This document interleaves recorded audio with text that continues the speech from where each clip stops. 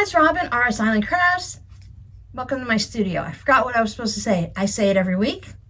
I forgot. This is my WiP It Wednesday video where I show you what I've been working on in the past week. I went and took, you can see how behind here the curtain's a little darker. Mocha's behind the curtain right now moving it around. But I took the sun protector and heat blocker curtain and I moved it aside so you can see how this looks with the sun coming through it. I don't know how that's going to affect the video, so I'm not going to leave it like that, but I thought you might like to see what it looks like as a stained glass effect when the light's coming through. That blob right down there, that's Miss Mocha. And now you can see what it looks like when I put that sun blocker. That sun blocking curtain is over 2 years old, probably 3 or 4 years old, and it does a great job still. Now the part that faces the road is kind of faded and ugly looking, but I only see it from this side, so I'm fine with it. I've been pretty busy this week. I'm going to pop in a little extra video here that I made of the progress that I've been making on my daughter's quilt. This isn't the easiest way, and I'm sorry if I'm a little shaky, but this is my daughter's quilt. This is the center portion. It has, I think, like 3 borders on it. She has a double-sized bed. I have it all laid out because you sew it on the diagonal, and I'm not very good at that. I've only done it once, and I totally messed it up. I have it pinned to a queen-size piece of batting. So all the pieces are pinned, but if you probably can't tell, but I ran out of sashing fabric. So I had to make a quick trip to Joann's and pick up some more. Now the pattern called for a yard, and I'm starting to think that I must have bought extra for everything else, because first of all, I have a lot left over, and second, I followed the exact pattern. I got the yard of fabric and I cut it to pattern, and I'm short. Now I have to admit, I did mess up one slice. I cut it at 2 inches instead of 2.5, but that's not enough to cover all of these. These are 17-inch blocks, so all of these are 17 inches, and I'm missing 10 strips, and you can get 2 strips from a width of fabric, so messing up 1 strip width of fabric is not going to matter. But I really love the black and the gray with the red. I love how she chose it. I triple check before I start sewing things together, but I laid out all the blocks so that they're the same. So this block is upside down. I tried to have all of this grays at the top so I can see right now. What I'm going to do is I'll hang this up off of my shelf so I can look at it and stand back and double check the position of everything after I get all of these strips, so that again I can flip something like this. If they were all topsy-turvy and all mixed up, I wouldn't mind, but this one specifically is the only one that I see off the top of my head that is upside down, so that would be that one oddball one, so I want to make sure I fix that. After I pieced all the blocks, cut them into the disappearing 9 patch and pieced them together, I realized, well, mostly because I watched the video where I talked about it with her, but she wanted to have Harry Potter and a solid black. So it'd be Harry Potter, solid black, Harry Potter, solid black, and I did Harry Potter's all the way up.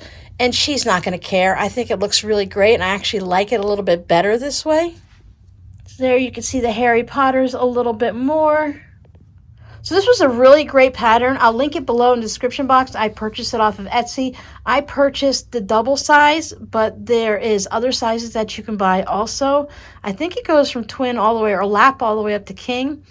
And really, I think just by making the squares smaller, or larger, I can adjust for it or make extra columns if I wanted it larger. But for a lap quilt, instead of using, I want to say these are 5-inch squares, but instead of using that, you make them smaller. You make them 2.5 inches, and then you'll have a lap quilt, or even just 3 inches. So this is the fabric that she chose for her sashing. It's a white crackle fabric, so it's like the paint has been crackled all over it. I bought the last almost, it was close to 3 yards. It's like 2.95 or something. So I bought the last of it at Joann's. I'm sure they have more in the back because this is like a standard. They've had this for years. So I'll be working on that this week coming up.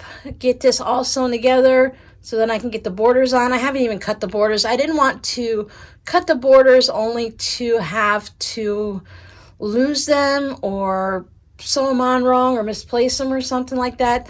I know there's going to be a thin red border, and then there's a border with, pretty sure, this blender fabric, and then that fabric that looks like an arrow, or it looks like evergreen trees. It looks like both to me now that someone mentioned it. One last look. I really love how it's coming out. It's going to look really nice once it's all sewn together, and then I start putting the borders on. Then I have to start thinking about quilting. And I think I'm just going to go ahead and quilt it with a meander, a free motion quilting meander, just kind of wiggle squiggle all over the place. And I'll probably look at how much thread I have and decide if I want to do it in black and red, or I could do it in both, really. Mimocha. Because of where this room is, it's located right next to this wall that you can't see over here is where the living room is, out the front door. So I have my flowers and stuff on the porch, and all the little gecko lizards love to hang out there. So they also like to come up here on the screen and sunbathe. And the cats like that. All right, let me show you what else I've been working on. I have my little bucket of treats here today. Now, in this noisiness, I have 3 new banners. You should be able to find them listed in my shop when you see this on Wednesday. I have 3 ho-ho-hos, and it comes with this green cotton thread to drape it and hang it. So I don't know if it's backwards or not, but there's a ho. So I have 3 different ones, and they're all basically, in theory, the same. They all say ho-ho-ho, and you get 3 ho-ho-hos, so a total of 6. They have the little loops that you put your string through. I use the scrappy fabrics like I did before on the Easter ones, and then they are stitched to felt. So they're completely finished. They do have raw edges along here. After I do a heat and bond and put it down, then I stitch around it. So there is that. You'll be able to see the pictures better on Etsy. I also made one with Santa hats. So you have 6 Santa hats.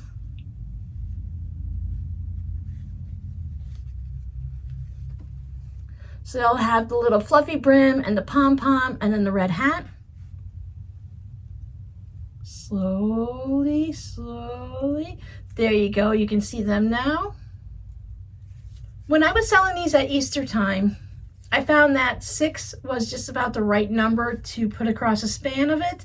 And then if you want, you can go ahead and purchase extra sets. And if you'd like, I can give you one long string, or you can just go ahead and tie them together or put your own ribbon or string or yarn or something up. And then you can add extra on. So I thought that maybe if you got 2 of these, a ho-ho-ho with a little Santa hat in between would be really fun. So that's coming up with a little bit of an idea in my head. I want to see if it can work that in the future that you can buy a banner or you can build your own banner. So if you want to take some elements of, you want some ho-ho-ho, and maybe you want a Santa hat, and maybe you want to add some Christmas trees in it, so you can purchase each little element separately and create your own banner. But I have to see if I can get it to work with Etsy and make it understandable so that it's easy to purchase. But until then, I'll just keep making 6, and you can go ahead and I give you 3 yards of your twine, string, whatever you want to call it. And they come in a crinkly little package that makes lots of noise. I finished all of my fabric postcards. I put a green thread border around it using that little feather stitch that I always use for them. I really like how they came out. I like how it's a nice white background. I saved this one for myself because you see that swirly background. I really like this swirl fabric. I bought a fat quarter of it from Joann several years ago because I thought I would go ahead and practice my hand embroidery stitches and use just there's a lot of concentric circles, but I thought I would just go ahead and stitch around them and practice my circles because my circles aren't always round even when following a line. You have to know when to make your stitches shorter and when to make them a little longer, when to ease it around the corners and stuff like that. So I was going to use this, and I haven't done it, and it's been in my stash for over 2 years. So I decided it'd be perfect for this. I had chosen, there's like 3 or 5 of these that I made with this specific background. And I stared at them for a while, and I looked at them, and I narrowed it down, and I chose the one that was my favorite. And then I mixed it in with all the rest of them, and I mailed it out to one of you guys. So one of you have my favorite postcard, but they all really just look the same. They all have green fabric, they all have yellow stars, they all have a white background, but it was just something about that one that called to me. And then I mailed it out, because that's what I do. So some of you might be getting one of these in the mail soon. Keep your eye out. Since we've been working on the log cabin table runner, I decided with my patrons, because of the video I showed them and the conversations we were having, that I would show them how to do the courtyard steps. So I started making those blocks, and I made 2 of them because I knew I wanted to make them into a tote bag. So I ended up changing it up a little bit. So these side pieces aren't actually part of the block. There would have been an extra one. I don't remember what I actually did, but I know I took an extra piece off somewhere and switched it over to the sides, or just removed it, I think. Maybe I just removed a couple pieces. So I didn't want to have it super tall, because what I want to do is I want to have a top piece like this. So I have one side reads green and one side reads the coral. And then for the bottom, the side that reads green, we'll have this fabric. Now it just looks like I have a bib. And the side that reads coral will have this fabric. So that might be I thought it might be really just a nice tote bag. It might be nice and pretty. It's going to be one of my larger ones. The Santa totes are 16 inches. This one is 18 inches. Before I start quilting it and stuff like that, so who knows what it's going to end up being like. But I just thought that it'd be nice to have a dark fabric on the bottom, and these are all from the same fabric line.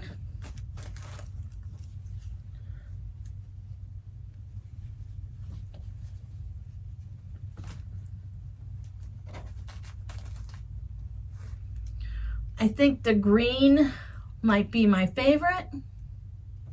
But that's the thing, like I said before, with the tote bag, you put one side out that you like, and if you really don't like the other side, or you take turns, like this week I have this side out, next week I flip it over and I have a whole new tote bag and I have that side out. And yet both sides still match, because these are all from the same fabric line and they all have the same fabrics in them. It's just based on where you place them.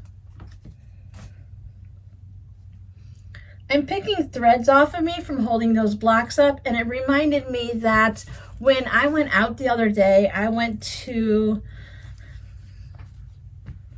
pick up some groceries, and I was doing something here. I was filming the Patreon video actually for these, and I just finished it up, and I needed to be somewhere to do this grocery thing at 3 o'clock specifically. So it was like a pickup thing. So I went to go there. So I finished here at like 2:30, 2:45. It's just a couple of minutes down the road. So I'm like, throw my shoes on, get everything ready, grab my wallet and all that. And I'm standing in line waiting to pick up my stuff, and I look down, and I had my neon green shirt, the one that kind of looks like the bucket there, and it was coated in threads. So I'm standing there in line, forgot my mask. All these people are looking at me. I had a couple of older women in front of me, and they just kept glaring at me because I'm sitting here like this, picking threads off of me, because it's quilter's jewelry. That's what happens when you don't pay attention and you forget to get the little lint roller on you before you go out the door. You kind of go out with strings and threads all over you. Didn't bother me. It just, we were outside, so it was okay to just throw it down on the ground because the birds will get it. So my plans for this week coming up are pretty simple. I have to work on for the live stream, work on sewing that table runner together. And I decided that sewing it together, I'll go ahead and make that the video for Friday morning so that you won't miss anything. You'll see me sewing the borders, you'll see me sewing the blocks together and then sewing the borders on. And I will probably even go ahead and get things basted. Whether I put that in the video or not, I'm not sure. We'll see how long it is and how much I talk and what happens. And then we'll do the live stream. And I've decided I'm going to go ahead and do the live stream on my home internet. So hopefully that works out okay this time. At least we know the Verizon's not doing very well, so it can't do any worse than what happened last time when we went live. I'm going to work on this tote bag, so I want to get this one at least to the point where it's quilted this week. My daughter's quilt that you saw, that I smile whenever I think about it, because she picked a great fabric.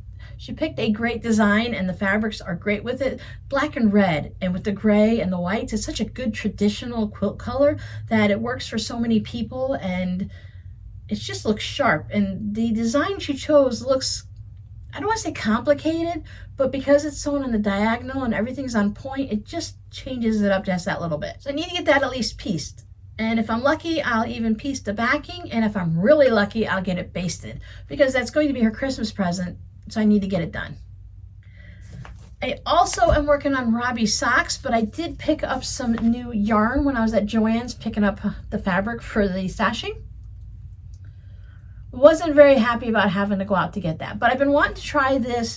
This is Wool Ease from Lion Brands, but it's a thick and quick. It's not a quilt, but it's a super bulky number 6 yarn. So I've been wanting to try making a hat. So you can make a hat with one skein, and it's really thick and warm, and it knits up super fast. So when I finish Robbie's socks, I have this lined up. I just need to make sure I have needles for it. Otherwise I'll order some from Amazon, because they carry my favorite needles, and I will have them within a couple days, if not by tomorrow. And I want to find a pattern. I know I can do an easy knit one or a ribbed one, but I've seen a lot of the chunky hats that have the braid going up it in a couple places around it, like 3 or 4 places. So I want to see if I can find one with a braid and start working on hats again. I really love to knit hats. I don't have any need for them down here, so I always have to either sell them in the shop or donate them.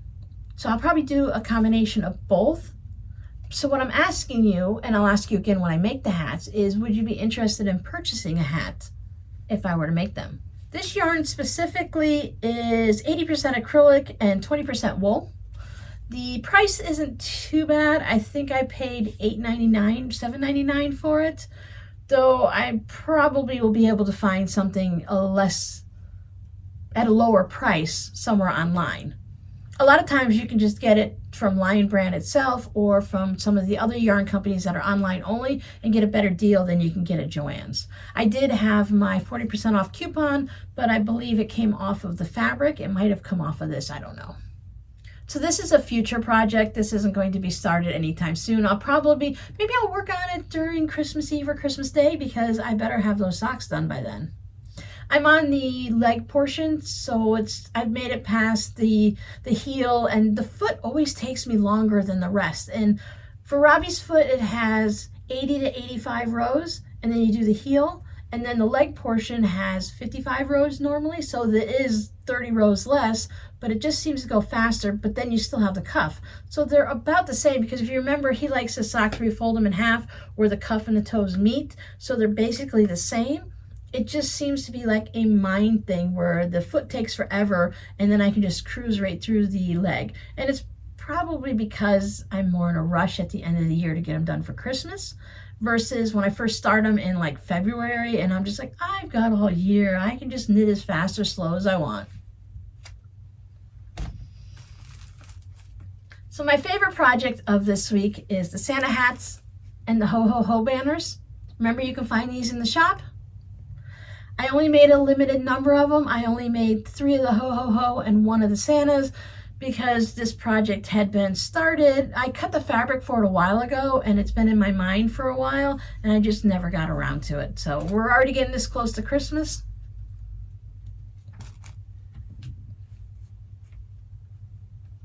I'd like to say I'll do better next year, but I know myself, and I'll do the same next year. I'll get an idea and I'll forget about it, or I'll say I have plenty of time and I'll wait till the last minute, and then it'll be a last minute project, or it might just never get done. And that's okay too. So your code word for this week is going to be hat. Some people put the yarn on their head like this to see if they would like it as a hat, or they'll put it down here to feel if it's soft enough, because on your face and underneath your neck is really, you can tell if a yarn is going to be too scratchy. On your arms tend to be a little bit tougher, and these are a little bit more sensitive areas, so you could see if you like it. I don't know if going like this will determine whether or not this color looks good on me. I went with a gray and white and black combination because I thought that whoever gets it, if I donate it, give it away, or put it in the shop, it's a neutral color and it should go with a variety of coats and stuff like that. Because I know you guys up north, many of you like to match your hats and gloves and mittens to your favorite coat you wear. So thanks for hanging out with me. I'll see you guys next week. Bye.